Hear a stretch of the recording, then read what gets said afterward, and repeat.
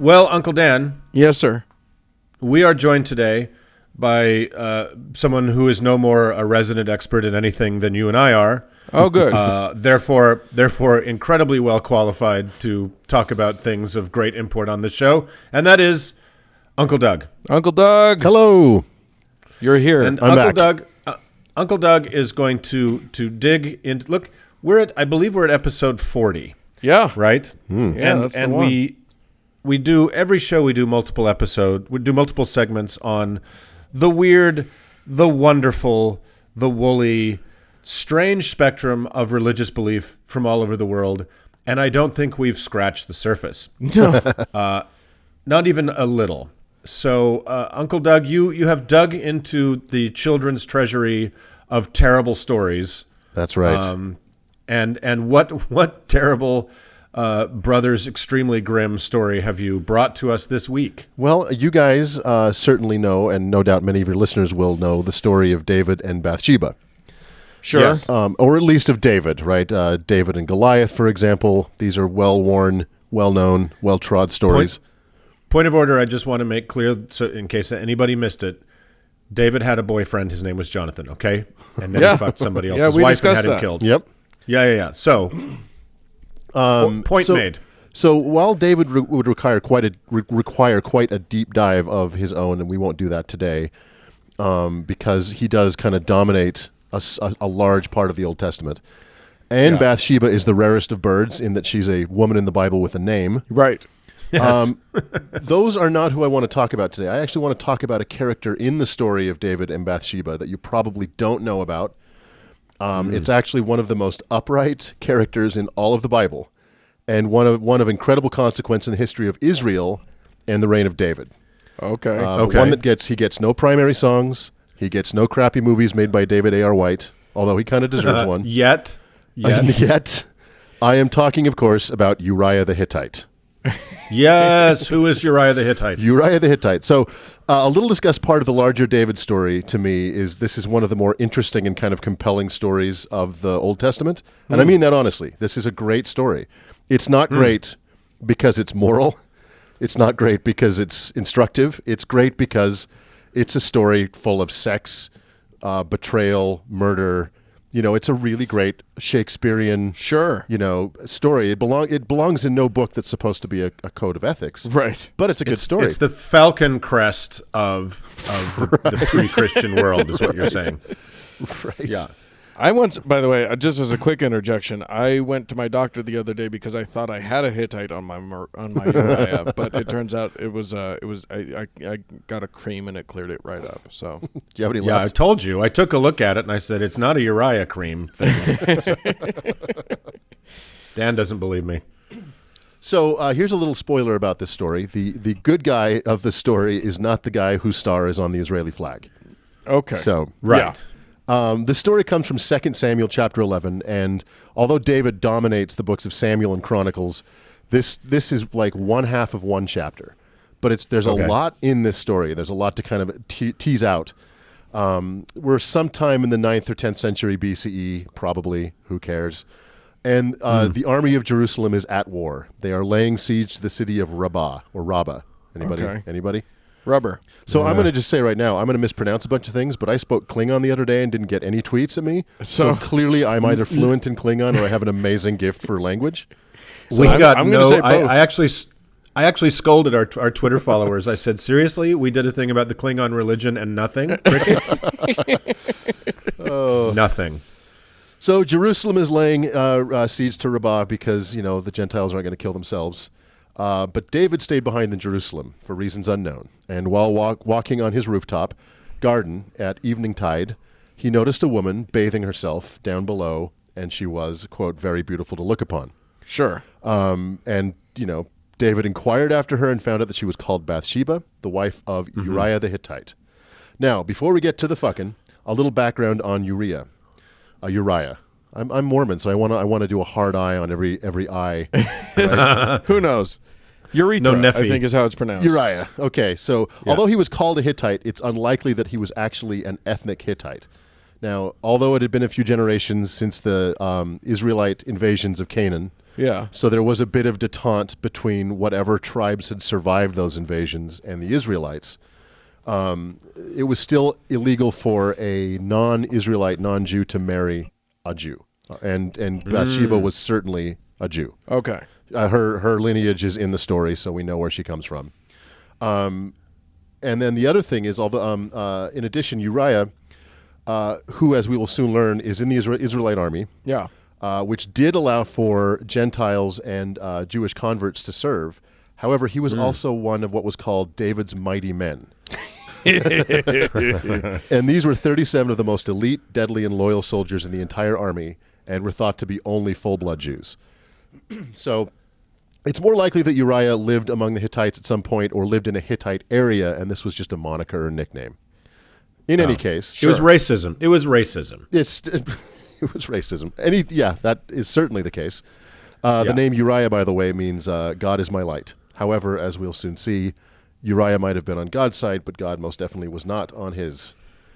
This also kind of throws into doubt whether or not David didn't know who Bathsheba was, because if her husband was one of his 37 elite super soldiers, and she lived within sight of his palace, they most certainly knew each other. Yeah. But that's where she bathed anyway. Maybe she Right. lived someplace else, but they had separate bathroom facilities. Who knows? Right. It's lost to history. Yeah. So Uriah, as I mentioned before, was in the Israelite army, and he was off sieging Rabbah with the rest of the army. Like you do. Like you do. So David sent for Bathsheba and had her brought to him, and then he lay with her. Now, it does not say in the text, nor do the writers of the story seem to give a shit, whether or not Bathsheba gave her consent. Right. No. Right. That's Okay, just biblical scholar weighing in here. Consent was not a concept. Consent, and in much of the religious world, it remains not a concept. So it certainly wasn't a concept 3,000 years ago. Exactly. right. Well, female consent isn't a concept. Especially if you're the king of anything. Right. Right. So sometime after this romantic evening / kidnapping and rape, Bathsheba sent word to David that she was preggers. And this is a problem. Although David was king of Israel, his hold on power was tenuous, as demonstrated by the fact that he had seized power from and killed Saul, whose son was his BFF. His boyfriend, his right. fuck buddy. I think it actually says that. It does. Well, in the it does say that in the original Hebrew, but the translations vary. This might be a good time to remind everybody that we're in the King James version of the Bible, the only version that matters. And of course, David was almost dethroned by one of his own sons a few years later, who almost had him put to death. So it wasn't like he had a completely solid grip on the throne at this time. Therefore, this pregnancy constituted a potentially dangerous scandal for him, and could have caused the collapse of the army if the army were to get wind that David was back home fucking everybody's wives. Right. Especially one of the power friends' wives. Right. One of the Green Berets. Mm-hmm. Yeah. What do they call those stupid little hats that they wore? I don't know. The Israelites. The Israelite soldiers. Yarmulkes? No, the green yarmulkes. What did they wear? I don't know what you're talking about. All right, moving on. Okay, so David reached out to his main general Joab and asked him to send Uriah the Hittite to give him a report on the war. I love Joab. Joab is my favorite so far. Pretty great. So David's expectation was Uriah would come back, give him the report, go home, sleep with his wife, and wash away any evidence of this bastard child. Suddenly it's his kid now. Not, what are you talking about, my kid? Yep. There's no bastard. What? Exactly. So Uriah comes home, gives his report to David. David says, thank you much. You're free to go. Yeah. Uriah leaves, but he doesn't go home. He sleeps on the steps of the palace with the other servants. What? Yeah. So he's too dedicated to the king. He's too dedicated to the king. His commander. David gets word of this and brings it back in and says, why didn't you go home to your wife? Now, here's where we get an interesting insight into the character of Uriah, and it's the only words he speaks in the entire story. Uriah tells David, quote, "The ark and Israel and Judah abide in tents, and my lord Joab and the servants of the Lord are encamped in open fields. Shall I then go into mine house to eat and to drink and to lie with my wife? As thou livest, as thy soul liveth, I will not do this thing." Oh, Jesus. Wow. So, I smell a rat. He's a fucking Boy Scout. I'm calling bullshit. I think Jonathan lived on the steps. And that man. Yeah, if you're not interested in going home to your wife and having a nice meal with your wife, because it's not doing his soldiers any good for him to abstain. Well, and let's remember that this Bathsheba is kind of the most beautiful woman in the land. Yeah, right. But he's so dedicated. And, has he seen her bathe? Jesus. I mean, if you only get one line to give in a story, you could do worse than that one. So Yeah. David tries again that night. He gets Uriah drunk this time, hoping that he'll pull a me and make a terrible drunken mistake. However, he doesn't, and he spends Hopefully second. that he'll pee on somebody's backpack in the middle of the night. That only happened 4 times. So this time, David he gets him drunk, tries again. It doesn't work. And so David, if impregnating his soldier's wife while he's at war is not enough, David, without hesitation, takes this thing to a whole other level.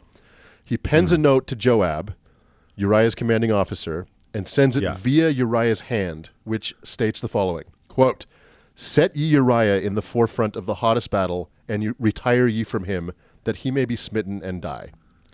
And he makes Uriah carry this letter to Joab. That is the most Trump move in the Bible. It is so Trump. Right? Fuck the guy's wife, Right. then give him a note to take back to a war that he probably started for no reason to get his ass killed. Right. Yep. Because he's loyal. And Uriah, who wouldn't go sleep with his wife, loyally carries this letter to Joab and doesn't read it. So now wait, if I understand this correctly, what the letter says is put him on the front lines. Yep.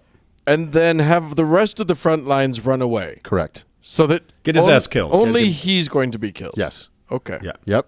So Joab does as he's told, and he puts Uriah on the front of a battle of an infantry charge, and leaves him there to die.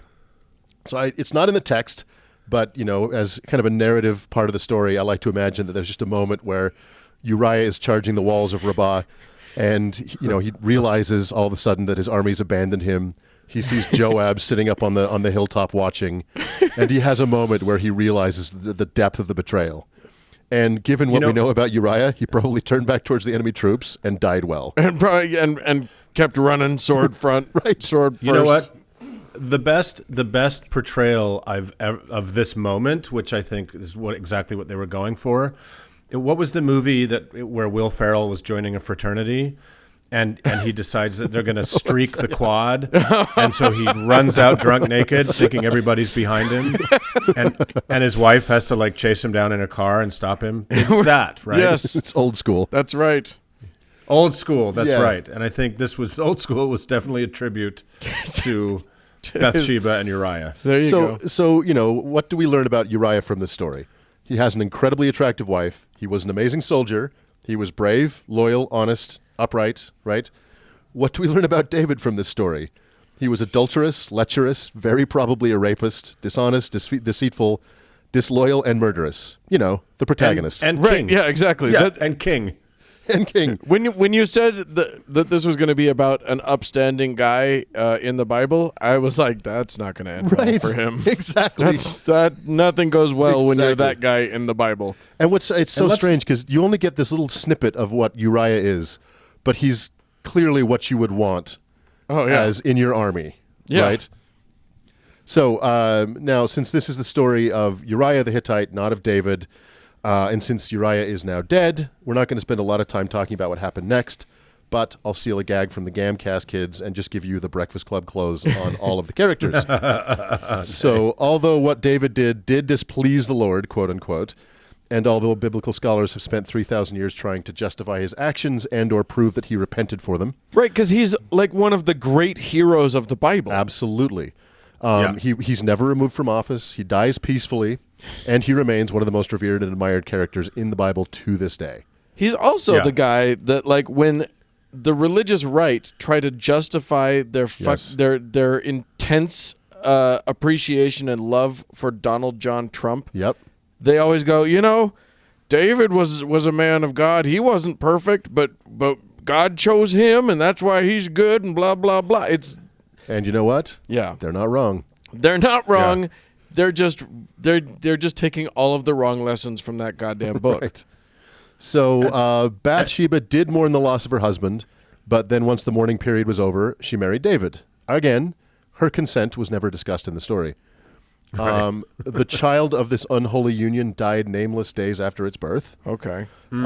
However, Bathsheba would go on to birth Solomon, who would take over David's reign and go on to marry some 700 wives, 300 concubines, build a temple that still causes bloodshed to this day, and almost cut a baby in half. Right, and do the one thing for which he is considered the wisest of all kings, which is the most horrific thing he could possibly have done, and also not remotely plausible. Right. And he would have those minds that Richard Chamberlain would later explore in a knockoff of Raiders of the Lost Ark. Right. Starring Chuck Norris.